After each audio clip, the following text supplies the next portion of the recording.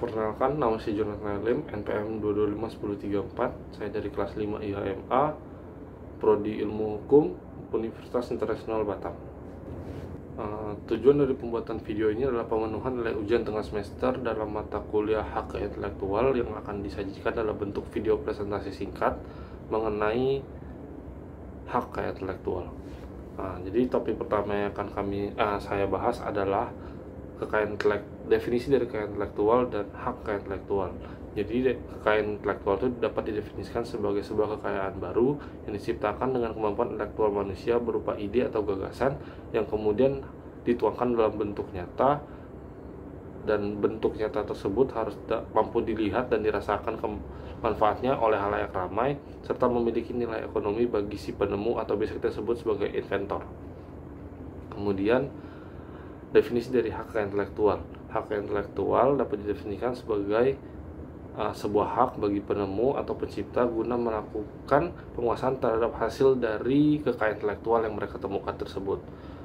Kemudian penguasaan dapat diartikan sebagai sebuah hak eksklusif sebagai satu-satunya pihak yang bisa mempergunakan penemuan tersebut untuk mengeksploitasi nilai ekonomi dan hak untuk mengontrol distribusi. Selanjutnya adalah ruang lingkup dari hak intelektual. Hak intelektual sendiri memiliki dua ruang lingkup, yakni hak cipta dan hak industri. Nah, untuk hak industri sendiri terbagi lagi menjadi 6 bagian, yakni merek, paten, rahasia dagang, desain industri, indikasi geografis, dan desain tata letak sirkuit terpadu. Kemudian saya akan menjelaskan terkait definisi, dasar hukum, dan masa perlindungan dari hak cipta dan hak merek.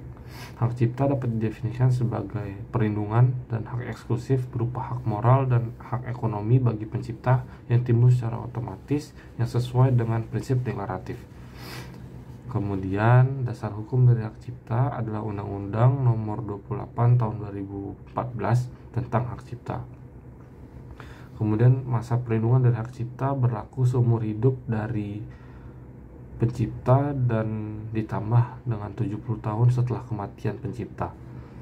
Kemudian definisi dari hak merek. Hak merek dapat didefinisikan sebagai hak eksklusif dan perlindungan atas identitas berupa gambar, logo, nama, kata, huruf, angka, susunan warna, dan lain-lainnya yang berfungsi sebagai pembeda bagi suatu barang atau jasa oleh pihak A dan pihak B.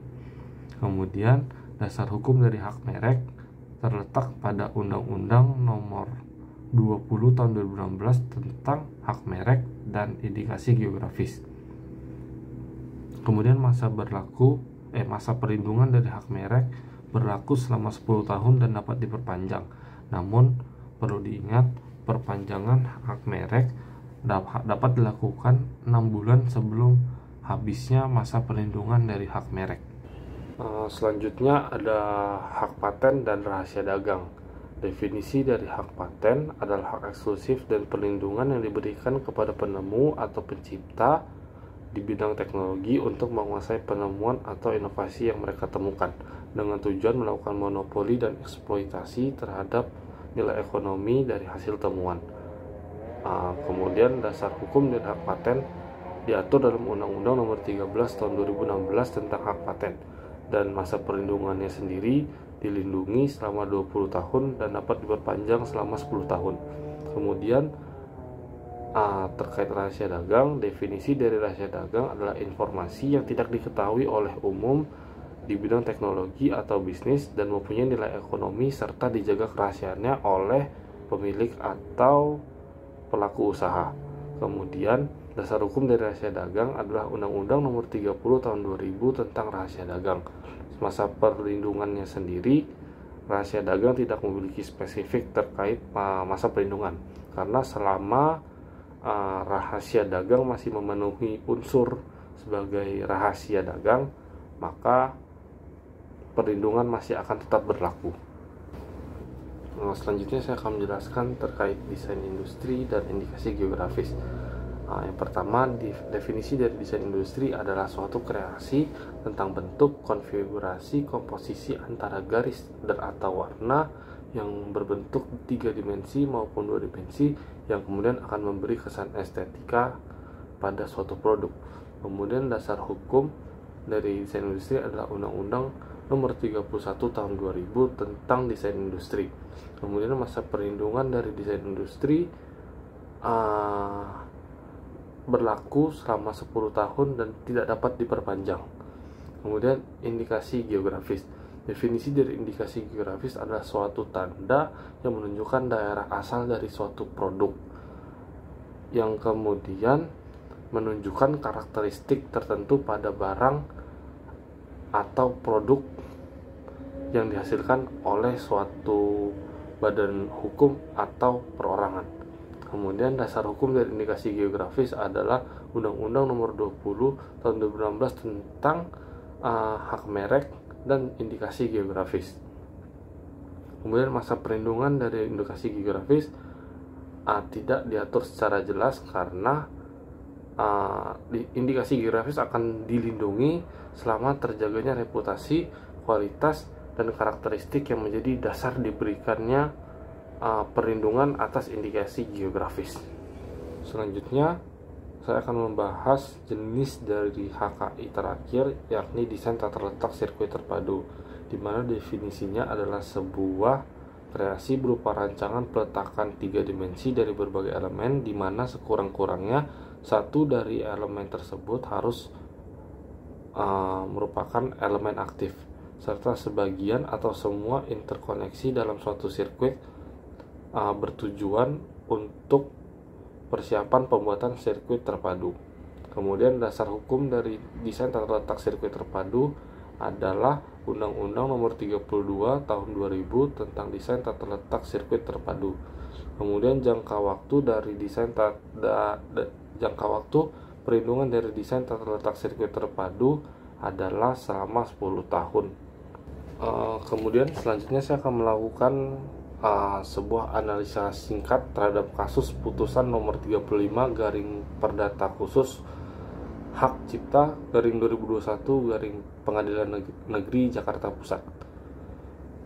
Para pihak dalam kasus ini yakni penggugat atas nama Januar Ishak berstatus warga negara Indonesia, tempat tanggal lahir di Jakarta tanggal 18 Januari 1942, dan dalam hal ini memberikan kuasa kepada Yosi A. Mulyadi SHMKN, Joni Maukar SH, Nugroho Trihartono SH, dan Krishna Kuncahyo Winardi SH.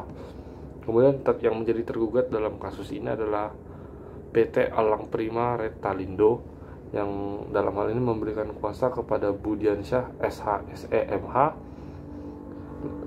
kemudian Laurentius Ataupah SHMH, dan Fernando Reynong SH.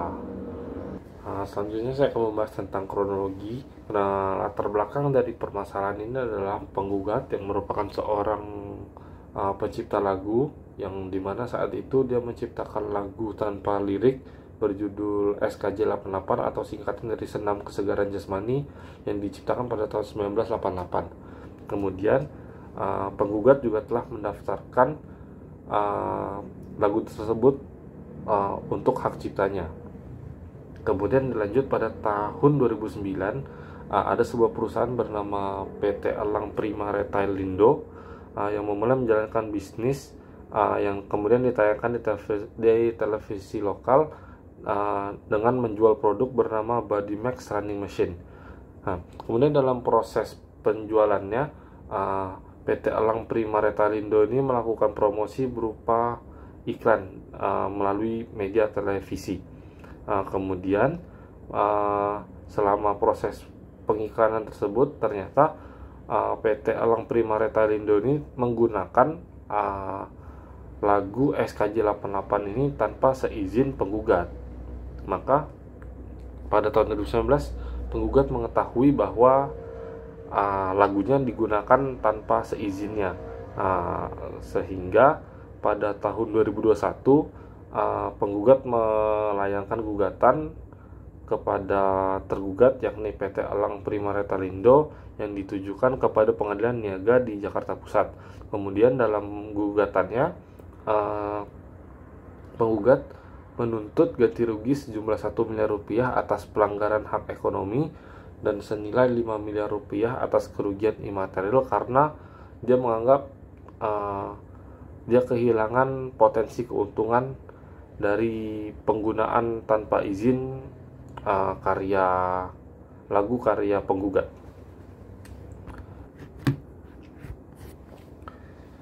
Selanjutnya saya akan melakukan analisa singkat terhadap pertimbangan hakim. Yang pertama, dalam putusan ini majelis hakim mempertimbangkan terkait keabsahan status pemegang hak oleh penggugat. Nah, dalam hal ini majelis hakim menggunakan referensi dari pasal 1 angka 1 dan 3 Undang-Undang Nomor 28 Tahun 2014 terkait dengan definisi dari hak cipta dan ciptaan. Dengan berdasarkan pasal tersebut, kemudian hakim berkeyakinan bahwa memang benarlah penggugat yang merupakan pemegang hak dari lagu SKJ 88. Kemudian majelis hakim dalam mempertimbangkan terkait ganti rugi menggunakan dasar dari pasal 3 huruf A dan pasal 99 ayat 1 Undang-Undang Nomor 28 Tahun 2014, di mana isi pasal tersebut berkaitan dengan kepemilikan hak ekonomi dan tempat mengajukan gugatan ganti rugi. Kemudian selanjutnya ada pertimbangan hakim bahwa majelis hakim menilai memang telah terjadi pelanggaran berupa penggunaan karya untuk keperluan komersial, di mana hakim berkeyakinan dengan berlandaskan pada pasal 9 ayat 3 dan pasal 24 ayat 4 Undang-Undang Nomor 28 Tahun 2015 tentang hak cipta, di mana majelis hakim juga menjelaskan bahwa dengan pembayaran royalti kepada LMKN melalui WANI tidak berarti mengantongi lisensi, sehingga terpenuhilah dugaan pelanggaran oleh tergugat. Kemudian ada pertimbangan hakim selanjutnya dan yang terakhir, majelis hakim menggunakan pendefinisian atas sinkronisasi atau mechanical right, di mana dengan menggunakan hal tersebut majelis hakim menjadi mampu dan yakin memutuskan bahwasannya dalam penggunaan lagu dan iklan diperlukan izin dari pemegang lisensi, karena hakim berkeyakinan bahwa dengan menggunakan lagu untuk tujuan komersil atau pengiklanan akan mengaktifkan hak menggandakan dan hak moral, di mana kedua hak tersebut merupakan hak eksklusif yang diberikan negara kepada pemegang hak. Selanjutnya ada poin analisa mahasiswa, yang dimana saya akan menjabarkan tentang apakah saya setuju atau tidak dengan keputusan yang diambil oleh majelis hakim. Yang pertama adalah saya setuju dengan putusan majelis hakim yang menyatakan bahwa penggugat adalah pemegang sah dari hak atas lagu SKJ 88. Hal ini dibuktikan karena ada fakta yang mengatakan bahwa lagu SKJ 88 telah dicatatkan di Yayasan Karya Cipta Indonesia dengan nomor urut lagu 383. Kemudian saya setuju dengan putusan majelis hakim yang menghukum tergugat untuk membayar kerugian hak ekonomi penggugat sejumlah 149 juta daripada 1 miliar. Nah, dalam hal ini kenapa saya setuju? Karena dalam mempertimbangkan angka 149 juta ini, majelis hakim melihat bahwa tidak ada kesanggupan dari tergugat untuk membayar sejumlah uang senilai 1 miliar tersebut, karena berlandas pada hasil penjualan produk yang tidak sebanding. Kemudian yang ketiga, saya tidak setuju dengan keputusan hakim yang menghukum tergugat untuk membayar kerugian imaterial penggugat sejumlah 5 miliar rupiah. Nah, di sini kenapa saya tidak setuju? Karena saya melihat adanya inkonsistensi, di mana dalam menghukum tergugat atas kerugian hak ekonomi, majelis hakim mampu mempertimbangkan bahwa penjualan dari produk tersebut tidak akan mencapai 1 miliar. Namun dalam poin ketiga atau ganti rugi atas kerugian imaterial, malahan hakim setuju untuk membayar 5 miliar. Itu menunjukkan bahwa hakim sedikit inkonsistensi dalam mengambil keputusan. Selanjutnya yang keempat, ada setuju dengan dasar berpikir majelis hakim yang mengatakan bahwa hak menggandakan dan hak moral menjadi faktor dibutuhkannya izin. Alasan saya setuju dengan pertimbangan atau putusan dari majelis hakim ini karena memang benar bahwa hak menggandakan dan hak moral itu merupakan hak dari si pencipta, sehingga untuk menjamin adanya perlindungan dan pelaksanaan hak, hal itu haruslah membutuhkan izin dari pemegang lisensi atau pencipta. Kemudian yang terakhir, yang kelima adalah majelis hakim telah menunjukkan dan mencerminkan sikap keadilan dalam memutuskan perkara ini. Nah, ini dibuktikan dengan poin kedua, di mana yang dalam poin kedua yang seperti saya jelaskan tadi, bahwa hakim dalam mempertimbangkan pemberian angka 149 juta itu memikirkan kondisi dan keadaan dari tergugat, sehingga menciptakan keadilan bagi kedua belah pihak, di mana penggugat akan mendapatkan ganti rugi dan tergugat tidak akan terlalu terbebani dalam melakukan ganti rugi. Kemudian yang menjadi kesimpulan saya dari presentasi singkat kali ini adalah hak kekayaan intelektual secara umum berbicara tentang bagaimana negara sebagai regulator mampu memberikan perlindungan hukum dan menjamin terlaksananya hak-hak berupa hak moral dan hak ekonomi dari subjek, baik itu orang maupun badan hukum, atas suatu hal baru yang mereka buat, ciptakan, atau temukan. Seperti dalam kasus, hal tersebut merupakan sebuah implementasi di mana digitalisasi menyebabkan terlanggarnya hak dari pencipta dan bagaimana negara memberikan ruang dan menjamin bagi subjek hukum untuk memperoleh hak dan perlindungan hukum melalui sebuah jalur penyelesaian, yakni non-litigasi. Hal ini menunjukkan betapa pentingnya peran perlindungan atas hak kekayaan intelektual di era modernisasi dan digitalisasi ini. Sekian presentasi singkat dari saya. Apabila ada kekurangan dan kesalahan, mohon maaf sebesar-besarnya.